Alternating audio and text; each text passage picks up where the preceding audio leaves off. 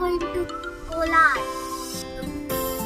It is 7:20 in the morning, and we are going to fuel up first.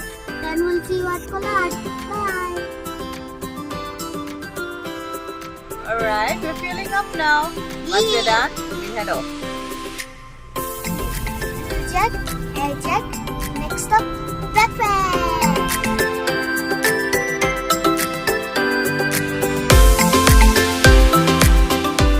It's just been an hour since our trip started, so it's 8:13 right now.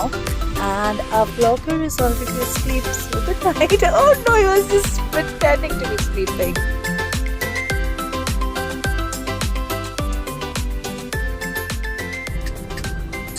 And we are at the newly opened Diaries restaurant plus Harbour Lake.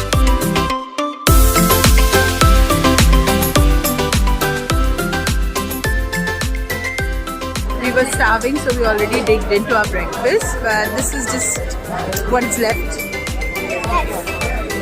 Very hungry.